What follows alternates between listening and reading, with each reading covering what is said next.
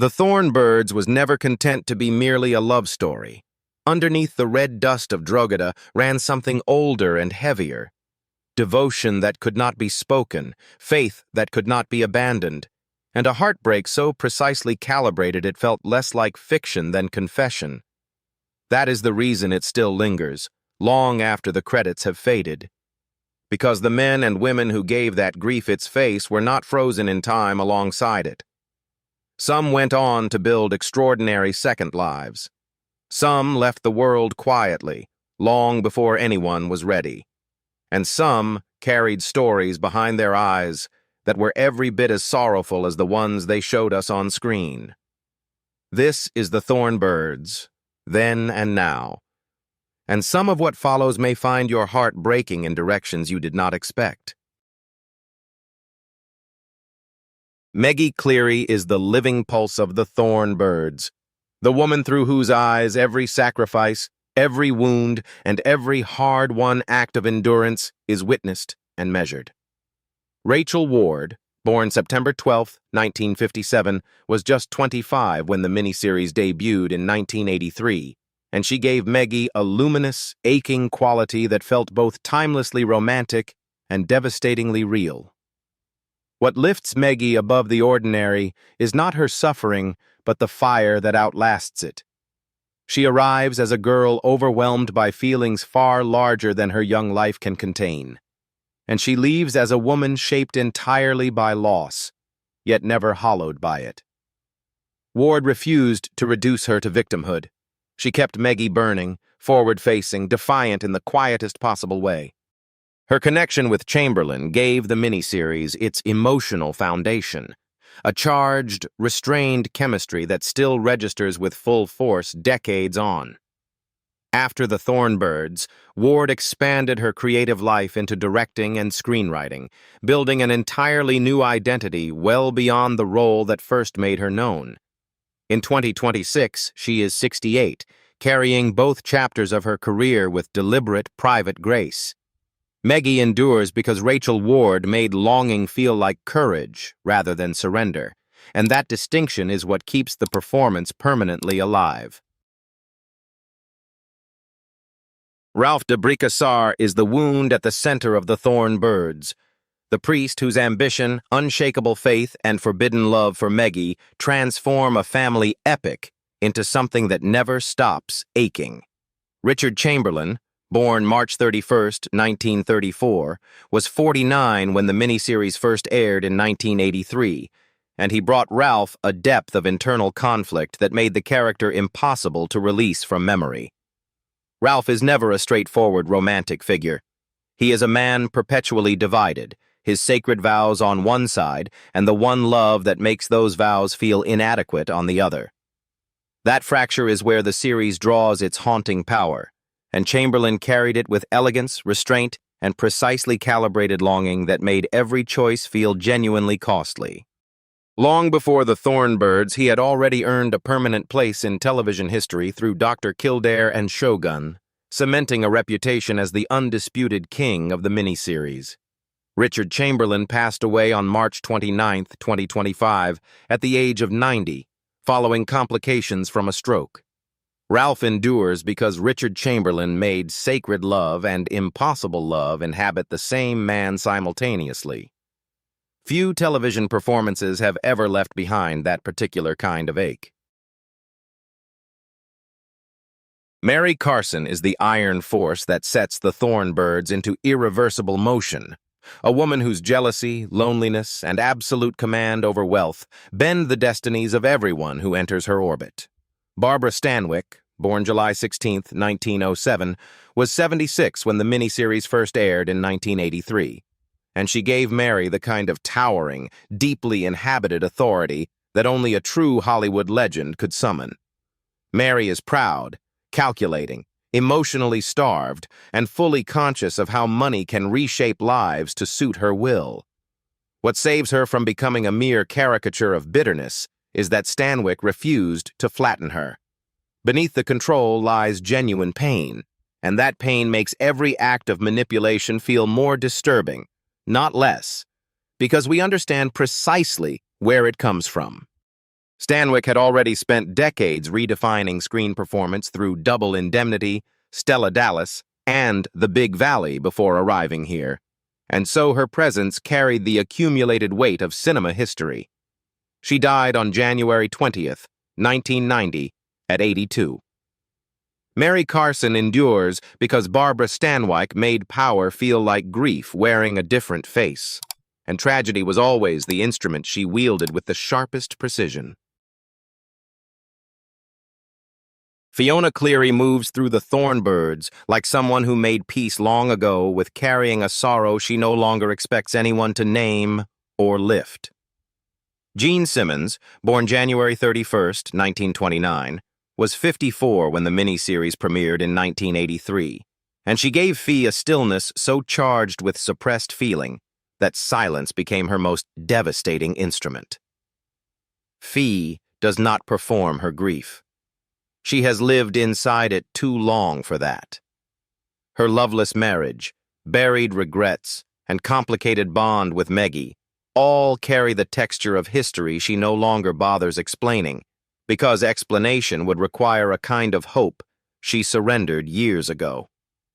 That restraint, exquisitely calibrated by Simmons, is what makes the character so quietly unbearable. With her classical composure and extraordinary ability to convey entire interior worlds without a word, Simmons was perfectly suited for this kind of role. Long before the Thorn Birds, she had already illuminated the screen in Guys and Dolls, Spartacus, and Elmer Gantry. She died on January 22, 2010, at 80, after a battle with lung cancer. Fee Cleary endures because Gene Simmons made silent suffering feel almost too intimate to witness. And that is precisely why the character never fades.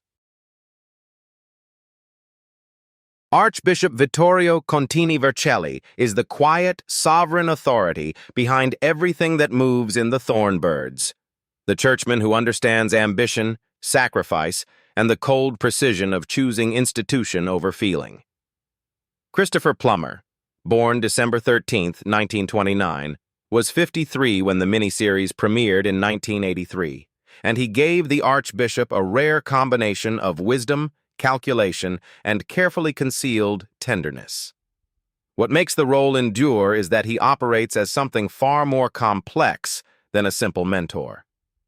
He sees Ralph with surgical clarity, understanding exactly how the church can sculpt a man by rewarding the part of him most willing to suffer. Plummer gave the series a sense of old-world authority, the unsettling impression that behind every holy promise stands something ancient and indifferent to any individual love story. Long before the Thorn Birds, he had built one of his generation's most extraordinary careers across film, theater, and television, later adding acclaimed work in Beginners and Knives Out to an already formidable legacy. He died on February 5, 2021, at 91. Archbishop Contini Vercelli endures because Christopher Plummer made institutional power feel graceful, thoughtful, and quietly devastating, a combination only the rarest actors can hold without one quality canceling the others. Luke O'Neill arrives in the Thorn Birds wearing the appearance of a man who has everything to offer, and reveals, slowly and painfully, how little he is genuinely willing to give. Brian Brown, born June 23, 1947, was 36 when the miniseries first aired in 1983, and he gave Luke a rugged, self-contained charm that makes his emotional withdrawal land with particular force. Luke is capable and outwardly dependable, but what defines him is a fundamental unavailability. He prizes independence, money, and personal freedom above intimacy, and that ordering hollows out their marriage long before any external tragedy does the rest. Brown never played him as a villain, which is precisely the point.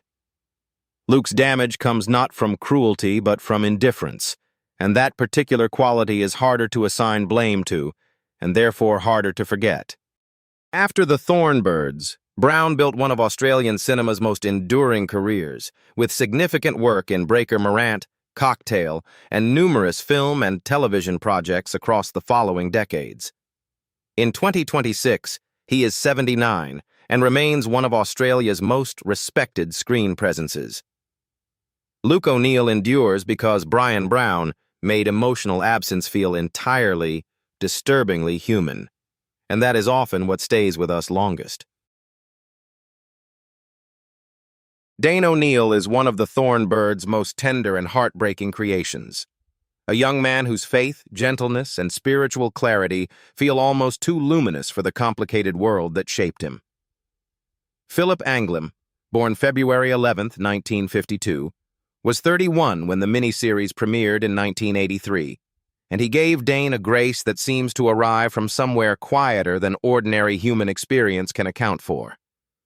What makes Dane matter is that he carries the outline of Ralph's vocation without the fractures Ralph could never fully escape.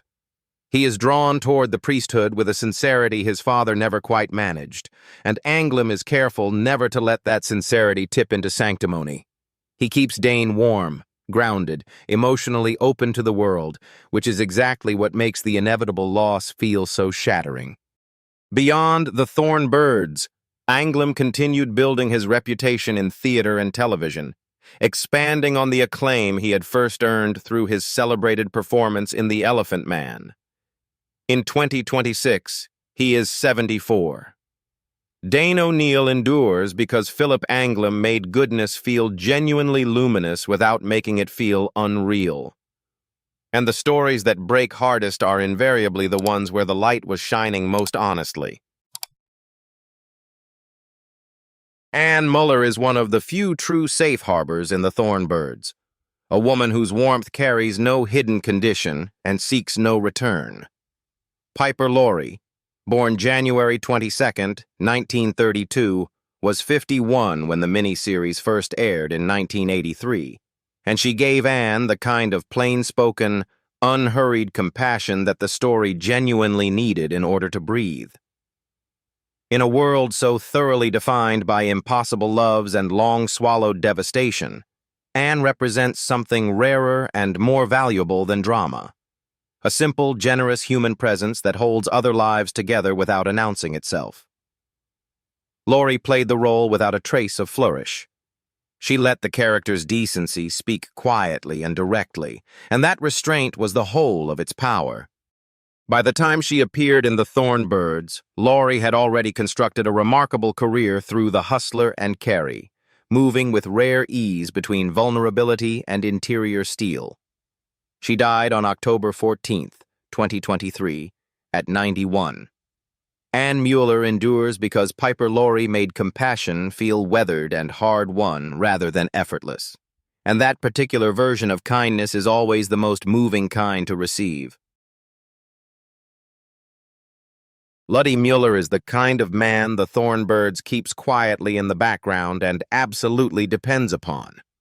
The husband whose steady devotion stands in striking contrast to the more consuming, turbulent loves dominating the story around him. Earl Holliman, born September 11, 1928, was 55 when the miniseries premiered in 1983, and he gave Luddy an immediate, grounded trustworthiness that the character required to feel real. Luddy is not designed to generate dramatic tension or romantic rupture. He is there to embody something quieter but equally essential, the loyalty that shows up every day without requiring acknowledgement. Inside a narrative overflowing with yearning and emotional wreckage, that kind of unwavering steadiness carries far more moral weight than it first appears to. Holliman had already built decades of distinguished screen work through Forbidden Planet, Giant, and Policewoman, always arriving with warmth and authentic gravity wherever he was placed. He died on November 25, 2024, at 96. Luddy Muller endures because Earl Holliman made goodness feel genuinely powerful, and in a story defined so thoroughly by impossible love, simple daily faithfulness becomes its own unforgettable kind of grace. Bob Cleary is one of the sons who keeps Drogheda standing, a man whose entire identity is shaped by duty, land, and the unspoken expectation that family responsibility comes before personal longing.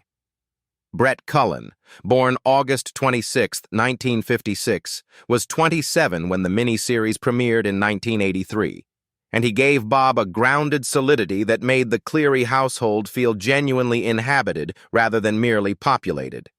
Bob does not orbit the central tragedy. He exists alongside it, working, remaining, absorbing the full weight of family life without ever requesting recognition for carrying it. That is precisely what makes him valuable to the story's texture.